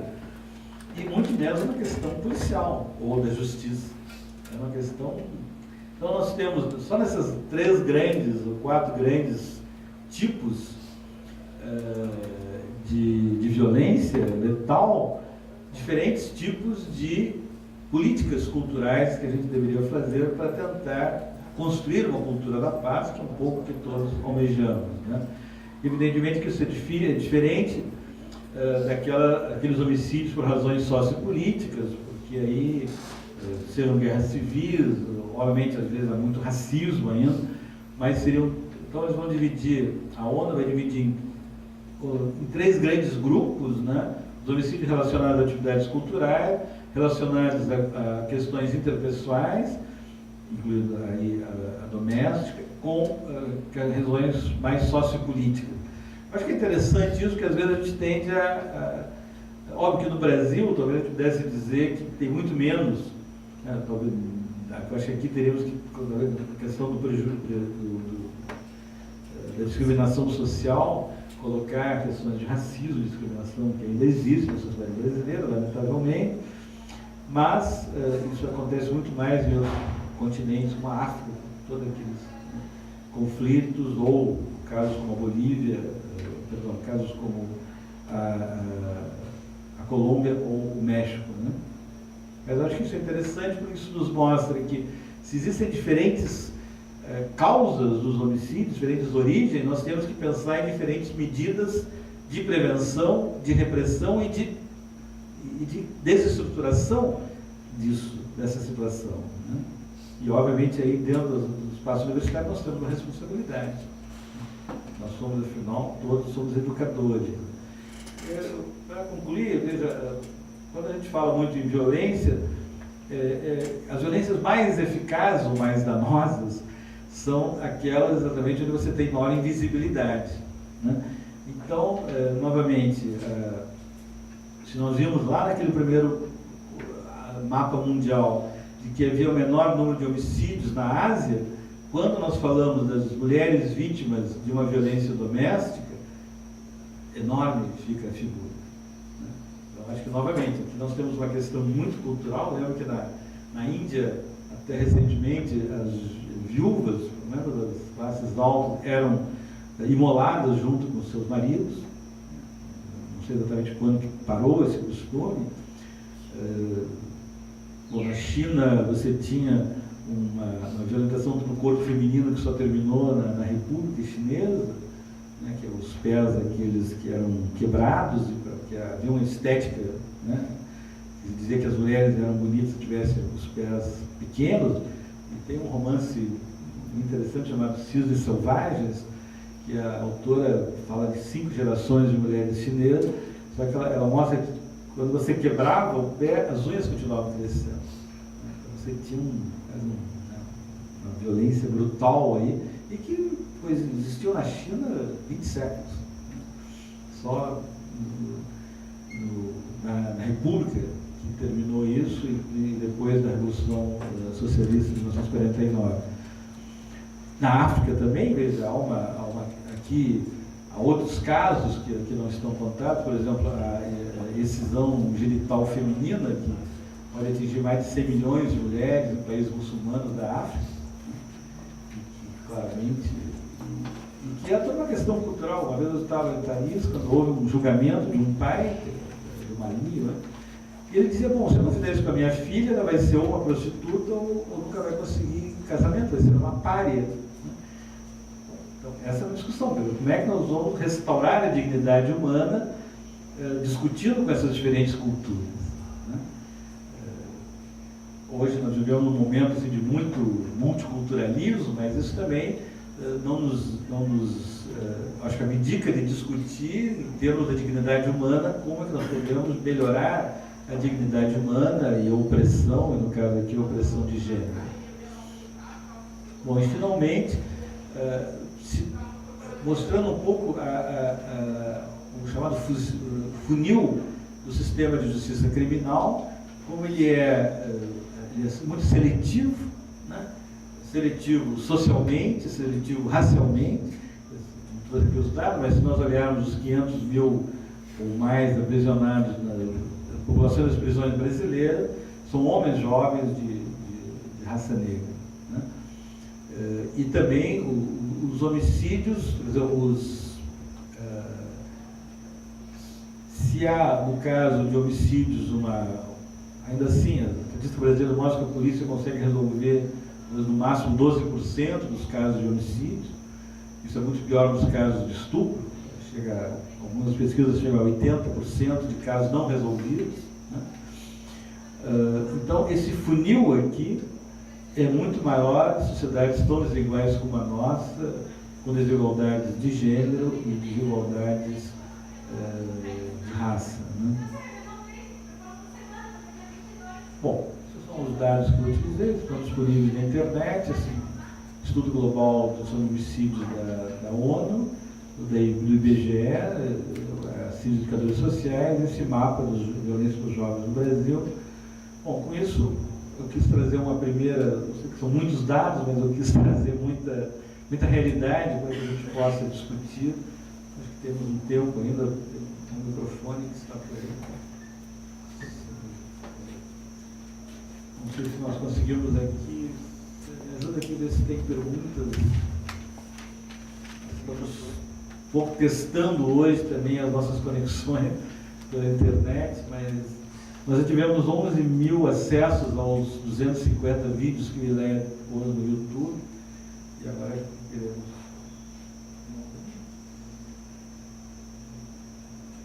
As pessoas. Então, para aqueles que estão nos ouvindo, qual é o endereço? Altos Estudos, ileia2014@gmail.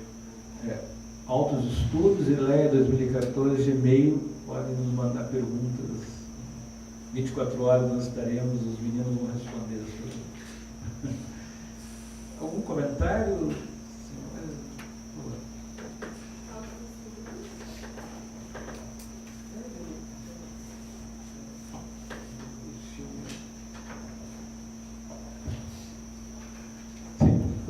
Meu nome é Diniz, trabalho na vigilância. Não seria uma pergunta, seria só uma colocação. Eu diria assim, então, que o segundo grau seria um elo fraco, no momento, entre os 3 níveis. Os dados estão mostrando isso. Aí a questão, por que os jovens têm evasão da escola? Né? É uma pergunta difícil, mas evidentemente é que a escola não está oferecendo respostas às necessidades da vida, seja econômica, seja cultural.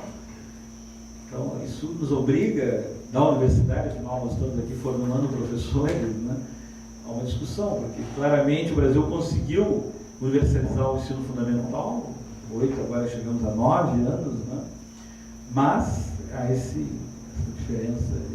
E esses números, os dados chegam a 1,5 milhão, a 5 milhões, depende como é feito, mas é expressivo. E combina com esse dado do trabalho informal, ou combina com esse dado de pessoas sem ocupação formal. Então, os autores vão dizer, bom, você tem um mundo de jovens meio sem vínculos sociais, né? Estão um pouco soltos. E não adianta apelar às famílias, porque as famílias também hoje são bastante impotentes para reter esses jovens, né? Isso se expressa em fenômenos estudando violência na escola, se expressa na sedução dos jovens pelo mundo do crime, onde, evidentemente, o mundo do crime oferece algumas seduções, não só um dinheiro, né, mas também um certo reconhecimento que muitas vezes os jovens não encontram na sociedade ou na escola. Então, realmente, isso eu acho que é um dos grandes dados preocupantes da sociedade brasileira, não só da sociedade brasileira, acho que eu não tenho aqui os outros dados das outras sociedades, mas isso é mais ou menos permanente, né? Todos os estudos sobre violência na escola, que hoje são registrados em mais de 50 países, seja violência física, seja violência contra o patrimônio, seja violência contra os professores e funcionários, seja uma violência originada do mundo do crime, né, como eu falei, a escola está em crise. A escola média, e a coisa é exatamente nessa faixa dos 15 aos 19 anos, do que a gente chama de ensino médio.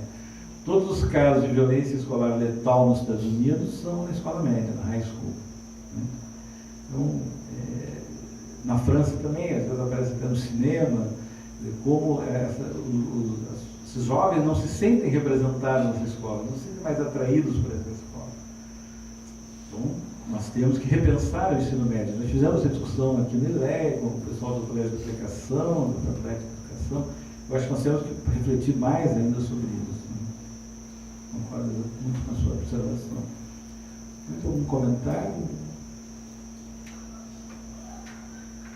A irmã pediu a palavra. Bom, professor, eu teria, na verdade, duas perguntas que surgiram ao longo da sua palestra, que foi muito interessante. Tratar de um quadro muito complexo da situação da juventude, não só no Brasil, mas também no mundo. A primeira pergunta que eu traria seria sobre o conceito de segurança cidadã. Ao perceber na sua palestra, eu vejo o quanto ele pode ser tensionado, porque ele nos é, quem sabe, uma alternativa muito interessante, porque ele permite uma forma alternativa de controle social. Ele nos abre a possibilidade de pensar essa forma alternativa, de acordo também com os espaços culturais, de acordo com os países onde ela foi pensada. Até para evitar, de certa forma, uma homogeneização de aparatos de controle que não dialoguem com a cultura local. Mas a gente vê, ao contrário disso, ao contrário dessa perspectiva, a gente vê uma constante homogeneização. Você vê em alguns países, principalmente periféricos, a adoção de sistemas homogêneos de policiamento, que não dialogam, de fato, com as formas de violência locais. São políticas que realmente estão muito distanciadas das dinâmicas de violência daquela sociedade. Então, o que fazer diante disso? O que podemos pensar mais a respeito sobre isso? Principalmente quando a gente vê que esse tipo de política vem sendo adotado por organismos internacionais como as Nações Unidas, que defendem, de certa forma, essa homogeneização. No segundo momento, a minha pergunta o que me intriga bastante é essa tensão, entre o controle social que vai ao mesmo tempo emancipar, fortalecer a democracia, e por outro lado ele pode também causar uma constante disciplinarização da sociedade, então eu queria saber um pouquinho mais dessa tensão, como de certa forma você pode diminuir a violência, proteger mais a juventude, sem ao mesmo tempo rodá-la demais, dar sua liberdade. Obrigada. Todo esforço de vários grupos universitários, do professor Sérgio Barreira no Ceará, do professor Arthur, o nosso esforço na UNB, nosso próprio grupo aqui e outros, no sentido de que é preciso discutir esse controle social, já que vimos, as origens e as formas das violências são muito distintas. E que praticamente uma única visão, vamos aumentar o policiamento, ou vamos aumentar o encarceramento, ou vamos aumentar a repressão física, não resolve, porque nós temos distintas origens, distintas facetas de algo que prejudica toda a sociedade. Eu gosto muito desse conceito dos demógrafos, anos de vida perdidos. Nós estamos produzindo anos de vida perdidos. Para isso, eu preciso, eu acho, políticas que sejam tanto jurídicas como policiais, quanto culturais e educacionais. Vimos que é preciso um olhar muito mais diferenciado, é preciso muito mais cuidado dos dirigentes, dos responsáveis de políticas públicas, no sentido de políticas diferenciadas, com várias facetas, e que possam atingir as diversas origens dessas violências. E no caso dos jovens, claramente, eu interpreto muito esses atos de violência, de depredação dos jovens, a raiva, como um pedido de ajuda, como um pedido de um lugar no mundo, de um reconhecimento. São lutas pelo reconhecimento, que são tanto de oportunidades educacionais, como de oportunidades de emprego e renda, como de oportunidades culturais. Que a juventude tem muita potencialidade. Vemos que nós estamos aí prejudicando todo o futuro da sociedade. Eu acho que esse é um pouco o papel que as universidades têm, de mostrar, com dados os mais detalhados possíveis, que a questão é muito mais complicada. Eu brinco, não adianta pôr um brigadiano, um policial militar em cada quarto de casal. Seria impossível, segundo que as causas dessas violências são muito diferenciadas. Desde o uso da moto, o uso da arma, a combinação álcool e direção, o uso de drogas, diferentes tipos, né? Nós temos que ter muito mais, um olhar muito mais diferenciado. Óbvio que isso aí é mais difícil, mas eu acho que é necessário, senão nós estaremos, eu acho que aqui do dado, assim, São Paulo e Rio diminuiu a violência homicida, a violência no trânsito aumenta. Né? Então, o produto é o mesmo, né? São mortes, o produto são vidas perdidas. Eu acho que nós temos uma responsabilidade disso, coletiva. Mais algum comentário? Pois não. Germana, que é nossa aluna do doutorado em Sociologia. Tá. Então me diz mais uma pergunta assim, que me surgiu, no momento que a gente compara vários países, né, isso é muito interessante.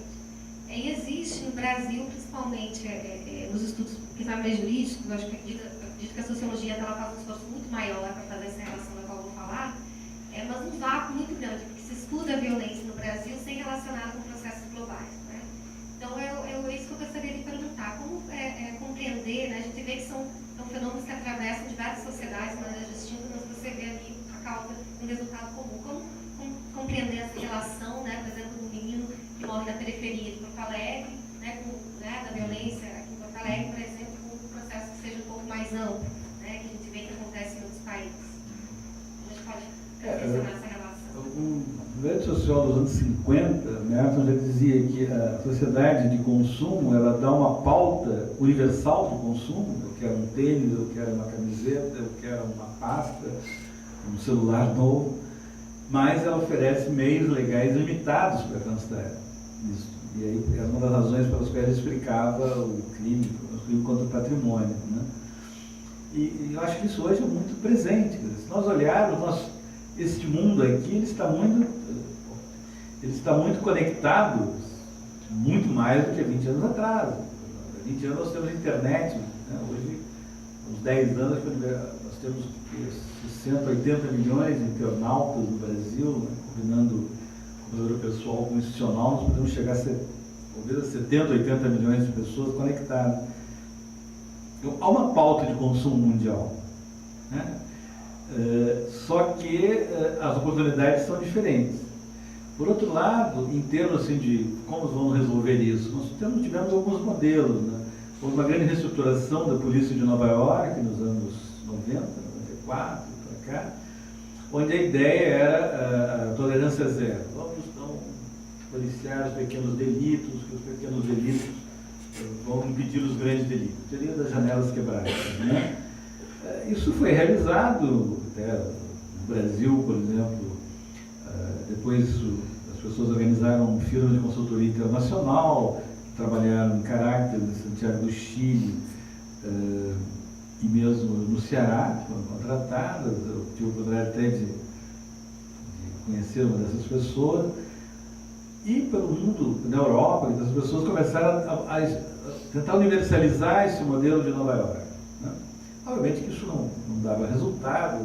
Os britânicos isso foi levado para a Inglaterra, os britânicos disseram, não, isso aqui é diferente, por várias razões. Nos anos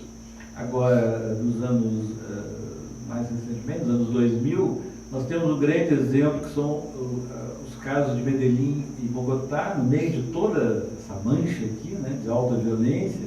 A cidade de Medellín e Bogotá tiveram uma intervenção urbana, eles fizeram um chamado, uma coisa, um observatório de prevenção da violência, só que lá, na Constituição da Colômbia, o prefeito tem o poder de chefe de polícia, e é uma polícia única, certamente facilitou, e eles primeiro eles fizeram um sistema de informação que vinha de cada distrito policial até esse observatório, mais de 100 funcionários, eu estive lá, eles estiveram no Brasil muitas vezes, e havia intervenções urbanas, às vezes até muito radicais. Um bairro que tinha maior criminalidade, ou que tinha favelas, simplesmente eliminavam as favelas. Né?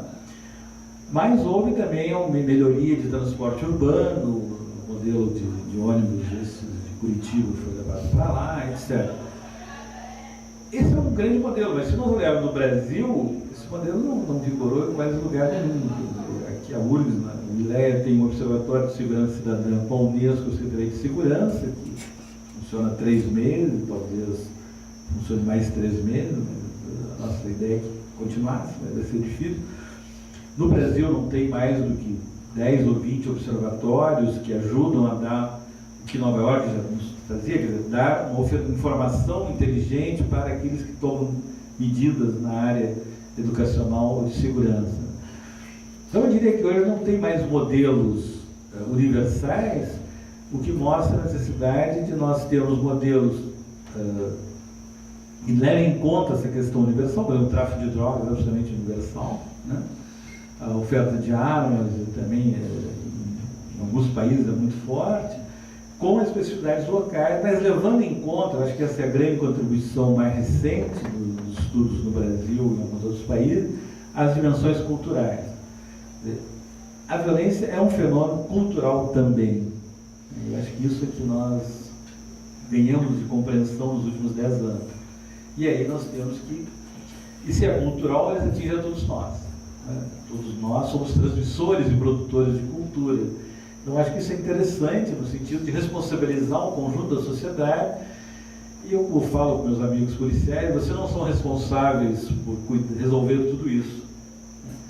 Por uma parte, mas não por todo, porque eu acho que a sociedade precisa adquirir essa consciência mais, digamos, temos tentado então divulgar a ideia de um controle social democrático, alguns temos chamado isso de segurança cidadã, há outros nomes, isso foi vinculado pela ONU também no conceito de segurança humana, toda a ideia de que essas questões que nós estamos analisando aqui, de juventude e violência, são questões que exigem uma abordagem mais complexa, mais diferenciada e que envolva as dimensões culturais.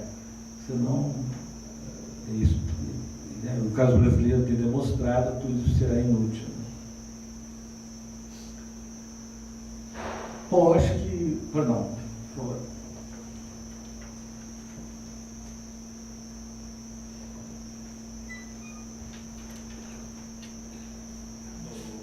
Professor, o problema é o seguinte, eu estou há 29 anos tenho de URGS, segurança, né? E quando eu entrei para a URGS, segurança, eu tive que fazer escola de polícia, né? Me preparar para entrar. Aí hoje, com os dados que eu vejo que regrediu, assim, uma coisa absurda, ninguém nota, ninguém enxerga, né? Por exemplo, hoje, o segurança entra, ele tem 1 semana de treinamento, tá? Ele recebe uma arma, vai para o meio dos alunos trabalhar, né? E exigem, na minha época era ensino médio, hoje é 4 séries de primeiro grau, nada contra, mas a regressão foi incrível. Só para privatizar, quer dizer, não entendo isso aí, não consigo entender. Estou saindo fora, estou me aposentando, mas minha opinião sua sobre isso aí. Eu acho que há 15 anos eu tenho dado aulas para a guarda universitária, com diferentes intensidades. Assim. Acho que essa é uma questão estrutural da universidade. Eu já tive discussões em vários lugares no Brasil, uma vez no SPBC com o reitor da Universidade foi no São Luís da Maranhão, reitor da Universidade de Santa Catarina, reitora, porque nós estamos num dilema. Há uma redução, algumas universidades muito, do quadro, né, de vigilante universitário, do quadro universitário, e o aumento da terceirização, aqui mesmo, né, nós temos mais uma vigilância patrimonial, né, terceirizada. Eu acho que isso é um dilema que as universidades têm que discutir. Nós teremos aqui no dia 6, na quinta-feira que vem, o secretário-geral secretário de Ensino Superior do MEC, acho que seria uma boa pergunta, eu vou fazer aí. Como as universidades vão resolver isso? Porque as universidades hoje são cidades, né? Nós somos 40 mil pessoas na URGS, né? As grandes universidades, no Ceará, no UNB, 20, 30 mil. E nós não temos esse setor discutido. Com uma população jovem, né, com suas peculiaridades, etc. É curioso que a USP está com o mesmo problema. a USP houve a entrada da Polícia Militar e aumentaram os conflitos e os assaltos, ou seja, os crimes. E hoje uma colega minha, a professora Ana Marisa, Dona Pastora, que é uma antropóloga e a coordenadora de segurança. Então, eu acho que é um dilema não resolvido. E eu espero que talvez esse seminário a gente possa aumentar com isso. Eu agradeço muito a presença. Bom, eu acho que o meu objetivo hoje era apenas dar um quadro muito geral dessas questões, que agora os diferentes professores vão analisar em muito mais detalhe. E também ao longo das próximas 6 semanas, nós teremos, então, amanhã já o professor Amos Salles, do Canadá, mas foi vice-presidente da Sociedade Mundial de Sociologia, tem uma visão mundial. Ele ficará aqui, nos dará 4 aulas, né? Ele vai falar em francês, eu e outras pessoas vamos traduzir do francês. Nossa brilhante funcionária, Edmeia, professora de francês. E depois os outros professores, eu acho que... E no final eu farei uma discussão geral, que talvez a gente possa caminhar nesse entendimento. Bom, eu agradeço muito a presença de vocês, os convido para amanhã, às 16 horas, no mesmo lugar. E os colegas, oxalá, nos tenham visto pela internet, muito obrigado. E convidamos para amanhã, novamente, às 6 horas, a mesma transmissão e com o mesmo endereço eletrônico para as perguntas. Então, muito obrigado.